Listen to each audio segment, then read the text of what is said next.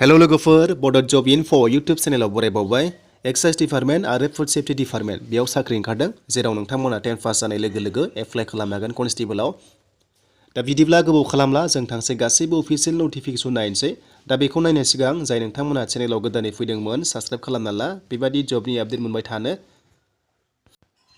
दायो लोगोफोर आं गिबियावनो खिथाखानोसै एप्लाइ अफलाइन जागोन दा गोबां अफलाइन एप्लाइखौनो अनलाइन खालामनो थाङो स' बेयाव नोंथांमोना फेक सानबाय थायो नाथाय नङा दा नोंथांमोना बेखायनो भिडिअखौ जोबजासिम नायबानो जाबाय अब्लासो गासैबो डिटेल्सखौ नोंथांमोना मोननो हागोन दा फैबाय जों अफिसियेल वेबसाइटआव बेनो जाबाय फुड सेफ्टी डिपार्टमेन्ट आसामनिफ्राय फैदों भेकेन्सिया कन्ट्रेक्चुअल जागोन दा पस्टआ जाबाय एसिस्टेन्ट केमिस्ट आरो मोनसेया जाबाय हेल्प डेस्क एसिस्टेन्ट दा नोंथांमोना बेयाव अफिसियेल नटिफिकेसन डाउनलड मोनसे अपसन मोनदों बे डाउनलडआव थुनाय लोगो लोगोनो बे डाउनलड जायो बेबायदि दा बेबायदि डाउनलड जानाय लोगो लोगो नोंथांमोना बेयाव नायदो अफिसियेल नटिफिकेसन नाथाय लोगोफोर बे भेकेन्सिया कन्ट्रेक्चुअल जागोन दा बेखायनो नोंथांमोना फुड सेफ्टी डिपार्टमेन्टआव कन्ट्रेक्चुअल मावनो हागोन बेखायनो नोंथांमोना बेखौ एप्लाइ खालामबा बाय'डाटा लांफानानै लोगोसे गासैबो डकुमेन्ट्सखौ लांफाजोबनांगोन आरो नोंनि सेल्फ एटेस्टेड होनांगोन बेनिफ्राय नोंथांमोना गांनै फट' कपिसावबो नोंथांमोना लांफानांगोन आरो लोगोसे नोंथांमोना मोनसे फट'आव सेल्फ एटेस्टेड होनांगोन होनना बुंदों दा बे एड्रेसा नोंथांमोना बेयाव नायदो नै आं नोंथांमोना एड्रेसखौ होनो हादों डिसक्रिप्सनाव आरो बेयाव नायदो नोंथांमोना बामुनिमादाम थ' नोंथांमोना बे पाब्लिक हेल्थ लेबरेटरियाव थांनानै हैनांगोन जेब्ला डेट जायो दा पस्टआ दङ फार्स्टआव दङ हेल्प डेस्क एसिस्टेन्ट दा बेयाव सानै दङ भेकेन्सिया 18निफ्राय 30 इयार्ससिम एप्लाइ खालामनो हायो बेनिफ्राय ग्रेजुवेट जानांगोन बेनिफ्राय 1 इयार कम्पिउटार नोंथांमोना सार्टिफिकेट थानाय जानांगोन 25,000 पार मान्थ मोननाय जागोन आरो नोंथांमोननि कन्ट्रेक्ट जबा डिउरेसनाहाय 5 मान्थ्स जागोन दा लोगोफोर टाइमा जाबाय नोंथांमोननि इन्टारभिउआ 29 नभेम्बराव नोंथांमोना 10 AM निफ्राय हैनो हागोन दा सेकेन्ड पस्टआव दङ एसिस्टेन्ट केमिस्ट दा बेयाव 10 दङ भेकेन्सिया बेयाव साइन्सनिफ्राय डिग्री पास खालामनाय जानांगोन आरो मेजरा जाबाय लोगोफोर केमिस्ट्रियाव थानाय जानांगोन एबा बाय'केमिस्ट्रि आरो बे नङाब्ला माइक्र'बाय'लजि आरो बे नङाबा डायरी नोंथांमोना केमिस्ट्रि दङब्लाबो एप्लाइ खालामनो हागोन आरो लोगोसे फुड टेक्न'लजियाव दङब्ला नोंथांमोना डिप्ल'मा एप्लाइ खालामनो हागोन बेयाव सेलारिया 30,000 मोनगोन आरो नोंथांमोननि कन्ट्रेक्ट जबा 3 मान्थ्स जागोन दा 30 खालि नोंथांमोना 30 नभेम्बर खालि नोंथांमोना बेयाव थांनानै इन्टारभिउ होनो हागोन डाइरेक्ट थांनानै नोंथांमोना एप्लाइ खालामनाय नाङा जास्ट नोंथांमोना डकुमेन्ट्स लांफानानै थांबानो जाबाय दानिया जों फैबाय एक्साइज डिपार्टमेन्टआव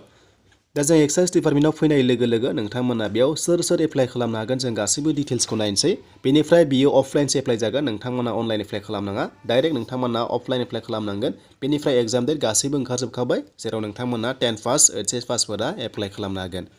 दा बेयाव सोर एप्लाइ खालामनो हागोन जों नायनोसै अफिसियेल नटिफिकेसन दा नोंथांमोना भिडिअ नायनानै मोजां मोनदोंबा लाइक खालामबानो जाबाय कमेन्ट खालामबानो जाबाय आरो लोगोसे आसाम पुलिसनि एग्जामा जाथारसिगोन लोगोफोर डिसेम्बराव लास्ट उइकआव जानायनि चान्स दङ स' बेखायनो जायफोरा AB UB पास जाना दङ थ' नोंथांमोना मोजां फरायखादो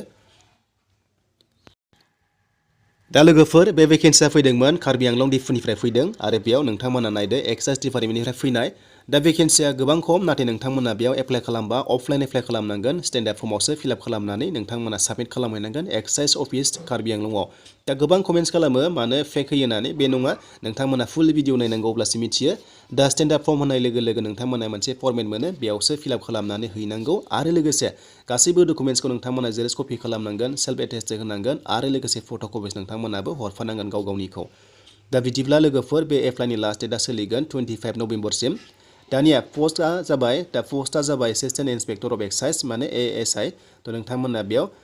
एप्लाइ खालामनो हागोन दा सानै दङ भेकेन्सिया 14,000निफ्राय 49सिम ग्रेड फीआ 6,200 आरो बेयाव 12 पास जानांगोन जायखिजाया HS पास ग्रेजुवेट बेयाव एप्लाइ खालामनो हागोन बेनिफ्राय सेकेन्ड पस्टआ जाबाय कनस्टेबलाव जेराव नोंथांमोना 7 भेकेन्सि मोनदों बेयावबो स्किल फिखौ नायना लादो आरो बेयाव अनलि 10 पास जानायफोरानो एप्लाइ खालामनो हागोन बेनिफ्राय मेक्सिमाम जायफ्रा फरायनाय दङ नोंथांमोनाबो एप्लाइ खालामनो हागोन बैसोआ गोरोबोब्ला दा बैसो होनाय लोगो लोगो 18 इयार्स गाहायसिनानो 18 बोसोरनिफ्राय आरो गोजौसिना जाबाय 38 नाथाय जोंनि STफ्रा 5 इयार्स बारा मोनो नालाय दा बेखायनो जोंनिया 43 इयार्ससिम एप्लाइ खालामनो हागोन दा नोंथांमोना बे डकुमेन्ट्सखौ हैनांगोन बेनो जाबाय गासैबो अरिजिनेल डकुमेन्ट्सखौ हैनांगोन लोगोसे स्टेन्डार्ड फर्माव एप्लाइ खालामनांगोन आरो फट' कपिस होनांगोन नोंनि सेल्फ एटेस्टेड थानांगोन दा नोंथांमोना 9 नाम्बाराव नायदो रेभिनिउ टिकेट सिथाबनांगोन 20 रुपिस जेनेरेला आरो STफ्रा 10 रुपिस स' बेनिफ्राय नोंथांमोना एनभिलप हरफानांगोन पस्टेल स्टाम्प थाइबानि सिथाबनानै जेब्ला एप्लाइ खालामगोन बेनिफ्राय एग्जाम डेट ओंखारखाबाय 11 नाम्बाराव जाय नोंथांमोना ASI आवहाय एप्लाइ खालामनो सानदों गभर्नमेन्ट बयज HS स्कुलाव जागोन दिफुआव डिसेम्बर 5 जागोन बेनिफ्राय कनस्टेबला डिसेम्बर 12 जागोन बेनिफ्राय नोंथांमोना टाइमा 10 AM निफ्राय 1 PM सिम बेनिफ्राय 9 AM निफ्राय अनवार्ड जागोन आरो जायफ्रा कनस्टेबल एप्लाइ खालामनो सानदों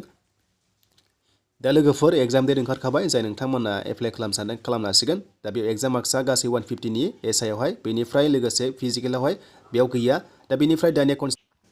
दानिया लोगोफोर फिजिकेलाव 70 थागोन कनस्टेबला बेनिफ्राय अरेलाव 30 थागोन दा बेयाव एप्लाइ खालामबा अनलि कार्बि आंलंनाल' एप्लाइ खालामनो हागोन नैबे एक्साइज डिपार्टमेन्टआव नाथाय लोगोफोर फुड सेफ्टि डिपार्टमेन्टआव अल आसाम केन्डिडेट एप्लाइ खालामनो हागोन दा बेनिसिम लोगोफोर अफिसियेल नटिफिकेसन जाय नोंथांमोना भिडिअ नायनानै मोजां मोनदों लाइक कमेन्ट शेयार आरो गोदानै फैदोंबा चेनेलावबो साबस्क्राइब खालामदो बड' जब इनफो इउटुब चेनेलाव